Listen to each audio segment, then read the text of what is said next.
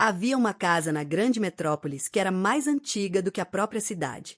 Muitos diziam que ela era mais antiga, até mesmo, do que a catedral, e antes que o arcanjo Michael erguesse sua voz como defensor no conflito por Deus, a casa já permanecia ali em sua escuridão maligna, desafiando a catedral com seus olhos opacos.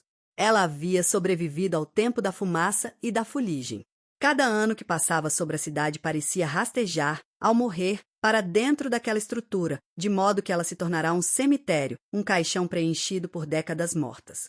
Cravado na madeira escura da porta erguia-se, misterioso e em tom vermelho cobre, o selo de Salomão, o pentagrama. Dizia-se que um mago vindo do Oriente, em cujos rastros a peste costumava caminhar, havia construído a casa em 7 noites. Mas os pedreiros e carpinteiros da cidade não sabiam quem havia assentado os tijolos, nem quem havia erguido o telhado.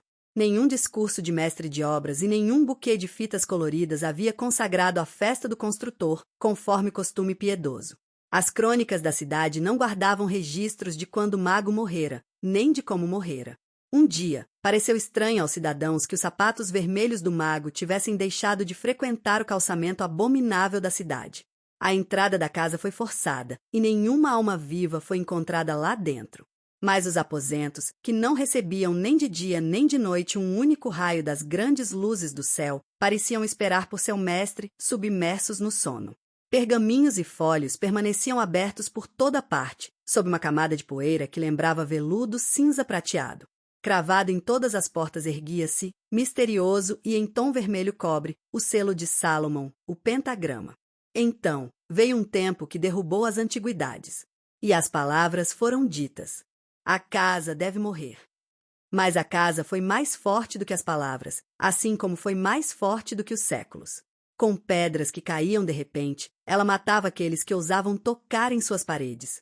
Ela abria o chão sob os pés dos invasores, arrastando-os para baixo, para dentro de um poço do qual nenhum homem tinha conhecimento prévio.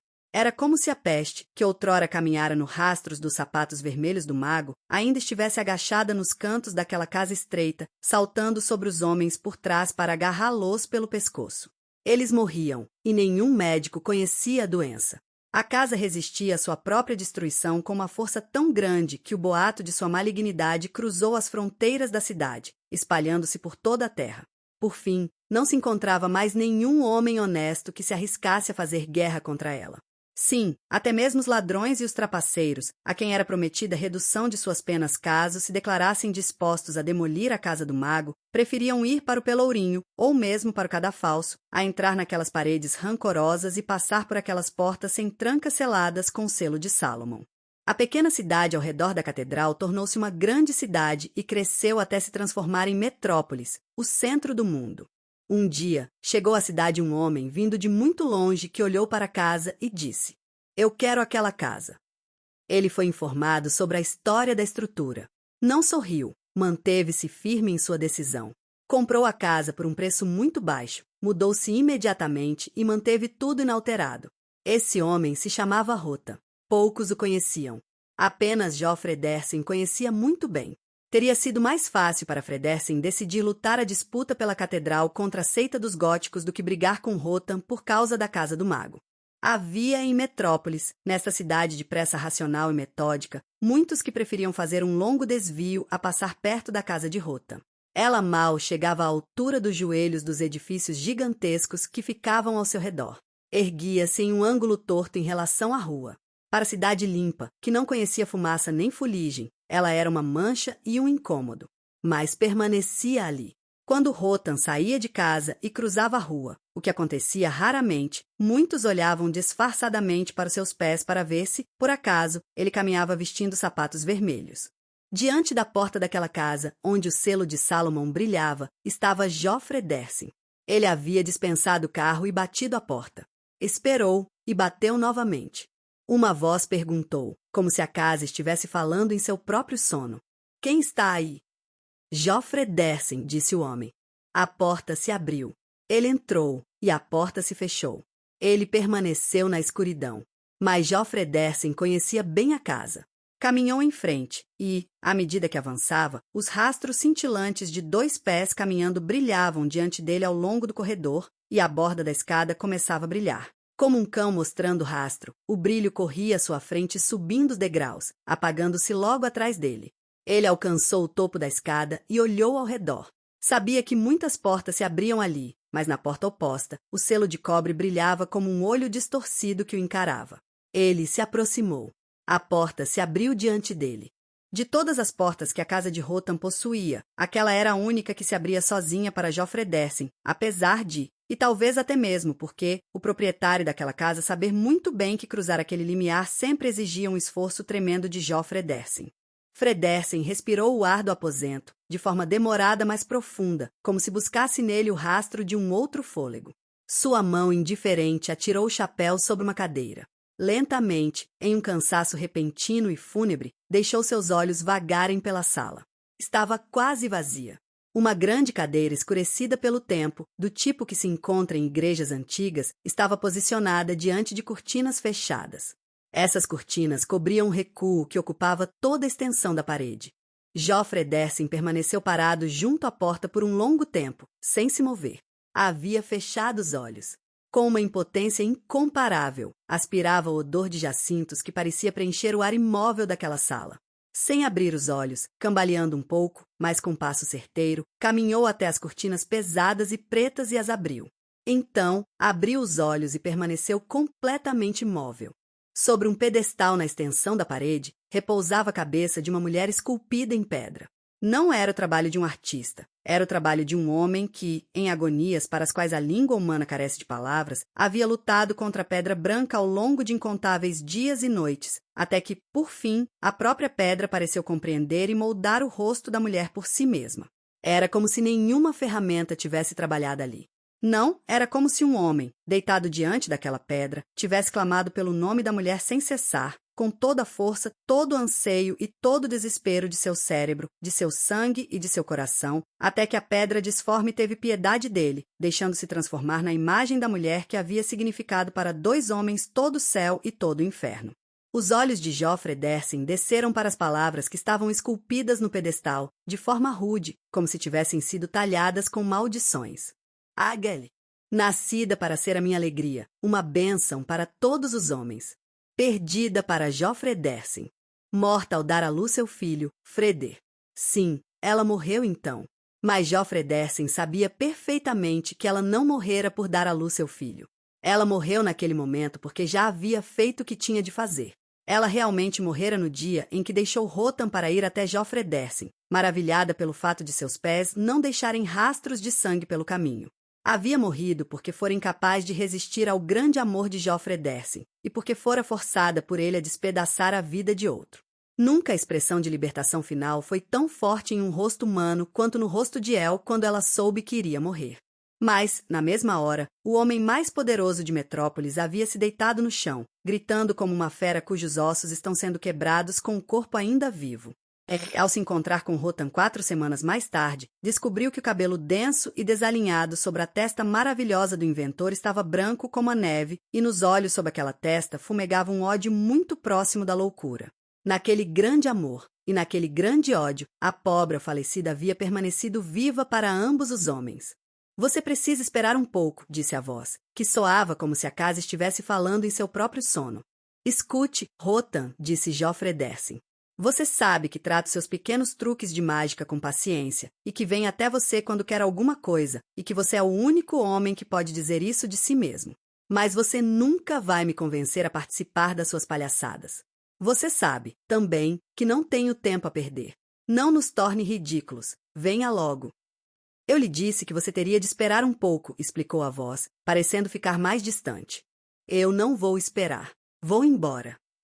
Pois vá, Joffre Dersin. Ele quis fazer isso, mas a porta pela qual havia entrado não tinha chave nem tranca. O selo de Salomão, brilhando em tom vermelho cobre, piscava para ele. Uma voz suave e distante riu. Joffre Dersin havia parado, de costas para a sala. Um calafrio correu por suas costas, descendo pelos braços estendidos até os punhos cerrados. Você merecia ter o crânio esmagado, disse Joffre Dersin, muito baixinho. Você merecia ter o crânio esmagado, isto é, se ele não contivesse um cérebro tão valioso. Você não pode fazer comigo nada pior do que já fez, disse a voz distante. Joffre Ederson permaneceu em silêncio. O que você acha, continuou a voz, que seja mais doloroso, ter o crânio esmagado ou ter o coração arrancado do corpo? Joffre Ederson permaneceu em silêncio. Será que os seus miolos congelaram, que você não responde, Joffre Ederson? Um cérebro como o seu deveria ser capaz de esquecer, disse o homem parado junto à porta, encarando o selo de Salomon. A voz suave e distante riu. Esquecer? Eu esqueci apenas 2 coisas em toda a minha vida. A primeira foi que o aetro-óleo e o mercúrio têm uma incompatibilidade mútua. Isso me custou o meu braço. A segunda foi que eu era uma mulher e você um homem. Isso me custou o meu coração. A terceira vez, temo que vá me custar a cabeça. Eu nunca mais vou esquecer de nada. Joffre Ederson. Joffre Ederson permaneceu em silêncio. A voz distante também se calou. Joffre Ederson virou-se e caminhou até a mesa. Empilhou livros e pergaminhos uns sobre os outros, sentou-se e tirou um pedaço de papel do bolso. Colocou-o à sua frente e ficou olhando. Não era maior do que a palma de uma mão, não continha texto impresso nem manuscrito. Estava totalmente coberto pelo desenho de um símbolo estranho e pelo que parecia ser um mapa parcialmente destruído. Caminhos pareciam estar indicados, caminhos aparentemente falsos, mas todos levavam a um único destino, a um lugar cheio de cruzes. De repente, ele sentiu um certo frio se aproximando por trás. Involuntariamente, segurou o fôlego. Uma mão estendeu-se perto de sua cabeça, uma mão graciosa e esquelética. Uma pele transparente estava esticada sobre as articulações delgadas que brilhavam por baixo como prata fosca. Dedos brancos como a neve sem carne fecharam-se sobre o mapa que estava na mesa e, erguendo-o, levaram-no embora. Joffre Ederson virou-se num sobressalto. Encarou a criatura que estava diante dele com olhos que se tornaram vítreos. A criatura era, indubitavelmente, uma mulher. Na vestimenta macia que trajava, erguia-se um corpo que lembrava a forma de uma jovem bétula, balançando sobre pés firmemente unidos. Mas, embora fosse uma mulher, não era humana. O corpo parecia feito de cristal, através do qual os ossos brilhavam como prata. O frio emanava daquela pele vítrea, que não continha uma única gota de sangue. A criatura mantinha suas belas mãos pressionadas contra o peito, que permanecia imóvel em um gesto de determinação, quase de desafio. Mas a criatura não tinha rosto. A curva graciosa do pescoço sustentava uma cabeça feita de uma massa moldada sem cuidado. O crânio era careca, nariz, lábios e têmporas eram apenas esboçados. Olhos, como se estivessem pintados sobre pálpebras fechadas, olhavam sem ver, com uma expressão de loucura serena, para o homem que nem sequer respirava. Seja cortês, minha paródia, disse a voz distante, que soava como se a casa estivesse falando em seu próprio sono. Cumprimente Joffre Ederson, o mestre da grande metrópolis. A criatura curvou-se lentamente para o homem. Os olhos loucos se aproximaram dele como 2 chamas velozes. A massa da cabeça começou a falar. Disse em uma voz cheia de uma ternura horrível. Boa noite, Joffre Ederson. E aquelas palavras eram mais sedutoras do que uma boca entreaberta. Muito bem, minha pérola. Muito bem, minha joia da coroa, disse a voz distante, cheia de louvor e orgulho. Mas, no mesmo instante, a criatura perdeu o equilíbrio. Ela caiu, inclinando-se para frente, na direção de Joffre Ederson. Ele estendeu as mãos para ampará-la, sentindo-as, no momento do contato, serem queimadas por um frio insuportável, cuja brutalidade provocou nele uma sensação de raiva e nojo. Ele empurrou a criatura para longe de si, na direção de Rotan, que surgiu ao seu lado como se tivesse caído do ar. Rotan segurou a criatura pelo braço. Ele balançou a cabeça. Violenta demais. Violenta demais. Minha bela paródia, temo que o seu temperamento ainda vai lhe causar muitos problemas. O que é isso? Perguntou Joffre Ederson, apoiando as mãos contra a borda da mesa que sentia atrás de si. Rotan virou o rosto na direção dele, com seus olhos gloriosos brilhando como fogueiras de vigilância quando o vento as fustiga com seu chicote gelado. Quem é ela? Respondeu ele. Futura. Paródia. Chame como quiser. Também pode chamar de ilusão. Em resumo, é uma mulher. Todo homem criador faz para si uma mulher. Eu não acredito naquela bobagem de que o primeiro ser humano foi um homem. Se um deus masculino criou o mundo, o que se deve esperar, Joffre Ederson, então ele certamente criou a mulher primeiro, com amor e divertindo-se no esporte criativo. Você pode testá-la, Joffre Ederson. Ela é perfeita. Um pouco fria, eu admito, Isso vem do material, que é o meu segredo. Mas ela ainda não está completamente terminada. Ainda não recebeu alta da oficina de seu criador. Não consigo me decidir a fazer isso. Você compreende? Conclusão significa libertação. Eu não quero libertá-la de mim. É por isso que ainda não lhe dei um rosto. Você deve dar isso a ela, Joffre Dersin. Afinal, você foi quem encomendou as novas criaturas. Eu lhe encomendei homens-máquina, Rotan, que eu posso utilizar nas minhas máquinas. Não uma mulher, não um brinquedo. Não é um brinquedo, Joffre Dersin. Não, você e eu, nós não brincamos mais. Por nenhuma aposta. Fizemos isso uma vez e nunca mais. Não é um brinquedo, Joffre Dersin, mas sim uma ferramenta. Você sabe o que significa ter uma mulher como ferramenta? Uma mulher como esta, perfeita e fria? E obediente, implicitamente obediente. Por que você briga com os góticos e com o monge Desertus por causa da catedral? Envie a mulher até eles, Joffre Dersin. Envie a mulher até eles quando estiverem ajoelhados, açoitando-se. Deixe esta mulher perfeita e fria caminhar entre as fileiras deles, sobre seus pés de prata, com a fragrância do jardim da vida nas dobras de sua vestimenta. Quem no mundo sabe qual é o cheiro das flores da árvore onde o fruto do conhecimento amadureceu? A mulher é as duas coisas, a fragrância da flor e o próprio fruto. Ele fez uma pausa dramática e continuou.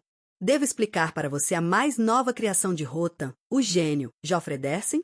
Será um sacrilégio. Mas eu devo isso a você. Afinal, você acendeu a ideia de criar dentro de mim também. Devo mostrar a você como as minhas criaturas são obedientes? Entregue-me o que você tem na mão, paródia. Pare, disse Joffre Dersin, com a voz bastante rouca. Mas a obediência infalível da criatura que estava diante dos dois homens não admitia demoras. Ela abriu as mãos, nas quais os ossos delicados brilhavam como prata, e entregou ao seu criador o pedaço de papel que havia pego da mesa bem diante dos olhos de Joffre Dersin. Isso é trapaça, Rotan, disse Joffre Dersin. O grande inventor olhou para ele e riu. O riso silencioso esticou sua boca até as orelhas. Não é trapaça, Joffre Dersin, é a obra de um gênio. Você quer que Futura dance para você? Quer que a minha bela paródia brinque de ser afetuosa? Ou a muada? Cleópatra ou Damaiante? Quer que ela tenha os gestos das Madonas góticas ou os gestos de amor de uma dançarina asiática? Que tipo de cabelo devo plantar no crânio da sua ferramenta? Ela deve ser modesta ou impudente? Perdoe-me pelas minhas muitas palavras, você que é um homem de poucas.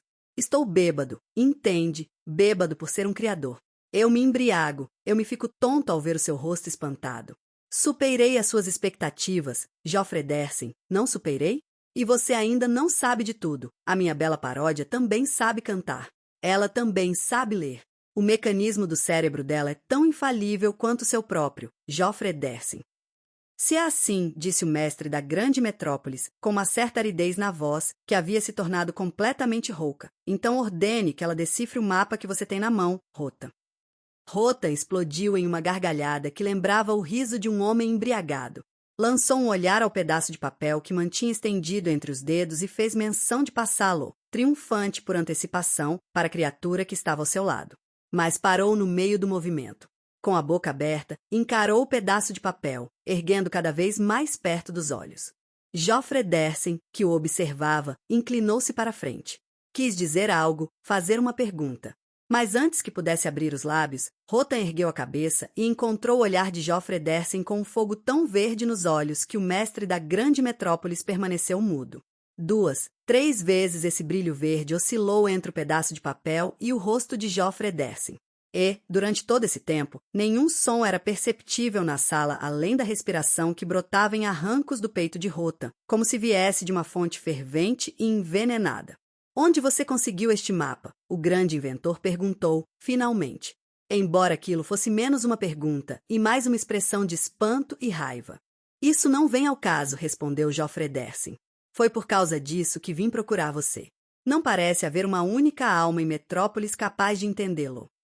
A gargalhada de Rotan o interrompeu. Os seus pobres estudiosos, gritou o riso. Que tarefa você deu a eles, Joffre Dersin? Quantas toneladas de papel impresso você os obrigou a revirar? Tenho certeza de que não há cidade no globo, desde a construção da antiga Torre de Babel em diante, que eles não tenham farejado de norte a sul, se você ao menos pudesse sorrir, paródia. Se ao menos já tivesse olhos para piscar para mim. Mas ria, pelo menos, paródia. Ria, com vontade, dos grandes estudiosos para quem o chão sob os próprios pés é estrangeiro. A criatura obedeceu. Ela riu, com um som claro e cristalino. Então você conhece o mapa, ou o que ele representa? Perguntou Joffre Dersin através do riso. Sim, pela minha pobre alma, eu conheço, respondeu Rota. Brutamente falando, pela minha pobre alma, eu não vou dizer o que é até que você me diga onde conseguiu esse mapa. Joffre Dersin refletiu. Rota não desviava o olhar dele. Não tente mentir para mim, Joffre Dersin, disse-lhe baixinho e com uma melancolia caprichosa. Alguém encontrou o papel, começou Joffre Dersin. Quem foi esse alguém? Um dos meus mestres de obras. Groth. Sim, Groth. Onde ele encontrou o mapa? No bolso de um operário que foi morto no acidente com a máquina Geyser. Groth trouxe o papel para você? Sim. E o significado do mapa parecia ser desconhecido para ele? Joffre Dersin hesitou um momento antes de responder. O significado, sim, mas não o mapa. Ele me disse que tem visto este papel frequentemente nas mãos dos operários e que eles o mantêm em segredo ansiosamente e que os homens se aglomeram ao redor daquele que o segura. Então o significado do mapa tem sido mantido em segredo do seu mestre de obras. É o que parece, pois ele não soube me explicar. 1. Rotan virou-se para a criatura que estava perto dele, com a aparência de quem escutava atentamente. O que você diz sobre isso, minha bela paródia? A criatura permaneceu imóvel. Então, disse Joffre Dersin, com uma expressão nítida de impaciência. Rotan olhou para ele, virando a cabeça grande num solavanco na direção dele. Os olhos gloriosos se esconderam atrás das pálpebras, como se não quisessem ter nada em comum com os dentes brancos e fortes e as mandíbulas de fera. Mas, por baixo das pálpebras quase fechadas, fitavam Joffre Dersin, como se buscassem em seu rosto a porta para o grande cérebro. Como se pode amarrar você, Joffre Dersin, murmurou ele. O que significa uma palavra para você ou um juramento? Meu Deus, você com as suas próprias leis. Que promessa você manteria se romper com ela parecesse conveniente? Não fale bobagem, Rotan, disse Joffre Dersin. Vou morder a língua porque ainda preciso de você. Sei muito bem que as pessoas de quem precisamos são os nossos tiranos solitários. Então, se você sabe, fale. Rotan ainda hesitou. Mas, gradualmente, um sorriso tomou conta de suas feições, um sorriso bondoso e misterioso que se divertia consigo mesmo. Você está parado sobre a entrada, disse ele. O que isso significa? Significa exatamente o que eu disse, Joffre Dersin. Você está parado sobre a entrada. Que entrada, Rotan? Você está desperdiçando um tempo que não lhe pertence. O sorriso no rosto de Rotan aprofundou-se em serenidade. Você se lembra, Joffre Dersin, de como me recusei obstinadamente, naquela época, a deixar que o trem subterrâneo passasse por baixo da minha casa? Certamente que lembro. Sei inclusive o valor que aquele desvio me custou. O segredo foi caro, eu admito, mas valeu a pena. Dê uma olhada no mapa, Joffre Dersin. O que é isto? Talvez uma escadaria. Com toda certeza, uma escadaria. É uma execução muito relaxada no desenho, assim como na realidade. Então você a conhece? Tenho a honra, Joffre Dersin, sim. Agora dê 2 passos para o lado. O que é isto? Ele havia pegado Joffre Dersin pelo braço. Fredersen sentiu os dedos da mão artificial pressionarem seus músculos como as garras de uma ave de rapina. Com a mão direita, Rota indicou o local exato onde Joffre Dersin estivera parado. O que é isso? Perguntou ele, apertando a mão que segurava em seu punho. Joffre Dersin inclinou-se. Depois, endireitou o corpo novamente. Uma porta. Certo, Joffre Dersin. Uma porta. Uma porta perfeitamente ajustada e que fecha muito bem. O homem que construiu esta casa era uma pessoa ordeira e cuidadosa. Apenas uma vez ele deixou de prestar atenção e então teve de pagar por isso. Ele desceu as escadas que ficam sob a porta, seguiu os degraus e corredores descuidados que se conectam a elas e nunca mais encontrou o caminho de volta. Não é fácil de encontrar, pois aqueles que se alojavam lá embaixo não gostavam que estranhos penetrassem em seus domínios. Eu encontrei meu predecessor curioso, Joffre Dersin, e o reconheci imediatamente pelos seus sapatos vermelhos de bico fino que se preservaram de forma maravilhosa. Como cadáver, ele parecia pacífico e cristão, duas coisas que ele certamente não foi em vida. Os companheiros de suas últimas horas provavelmente contribuíram consideravelmente para a conversão do antigo discípulo do diabo. Ele bateu com o indicador direito sobre um emaranhado de cruzes no centro do mapa. Aqui jaz ele, exatamente neste ponto. O crânio dele deve ter abrigado um cérebro digno do seu próprio Joffre Dersin, e ele teve de perecer porque uma vez perdeu o rumo. Que pena dele! Onde ele perdeu o rumo? Perguntou Joffre Dersin. Rotan olhou longamente para ele antes de falar. Na cidade dos túmulos, sobre a qual Metrópole se ergue, respondeu ele, finalmente. Profundamente abaixo dos túmulos de toupeira do seu trem subterrâneo, Joffre Dersin jaz a metrópolis de 1000 anos dos mortos de 1000 anos. Joffre Dersin permaneceu em silêncio. Sua sobrancelha esquerda ergueu-se, enquanto seus olhos se estreitavam. Fixou o olhar em Rotan, que não desviava os olhos dele. O que o mapa desta cidade de túmulos está fazendo nas mãos e nos bolsos dos meus operários? Isso é o que ainda falta descobrir, respondeu Rotan. Você vai me ajudar? Sim. Esta noite? Muito bem. Eu voltarei após a troca de turno. Faça isso, Joffre Dersin, e se aceita um bom conselho. Diga. Venha vestindo o uniforme dos seus operários quando voltar. Joffre Dersin ergueu a cabeça, mas o grande inventor não deixou falar. Levantou a mão como quem pede e adverte pelo silêncio. O crânio do homem dos sapatos vermelhos também abrigava um cérebro poderoso, Joffre Dersin, mas, apesar disso, ele não conseguiu encontrar o caminho de volta para a casa daqueles que habitam lá embaixo. Joffre Dersin refletiu, consentiu com a cabeça e virou-se para partir. Seja cortês, minha bela paródia, disse Rotan. Abra as portas para o mestre da grande metrópolis. A criatura deslizou por Joffre Dersin. Ele sentiu o sopro de frio que emanava dela. Viu o riso silencioso entre os lábios entreabertos de Rotan, o grande inventor. Ficou pálido de raiva, mas permaneceu em silêncio.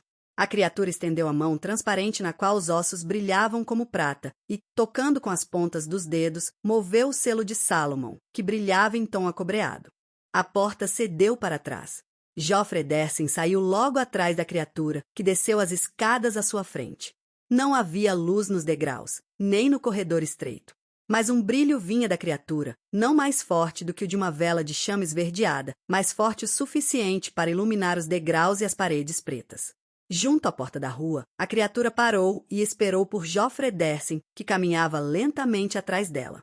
A porta da rua abriu-se diante dele, mas não o suficiente para que ele pudesse passar pela abertura. Os olhos olhavam fixamente para ele a partir da cabeça disforme da criatura, olhos como se estivessem pintados sobre pálpebras fechadas, com aquela expressão de loucura serena. Seja cortês, minha bela paródia, disse uma voz suave e distante, que soava como se a casa estivesse falando em seu próprio sono.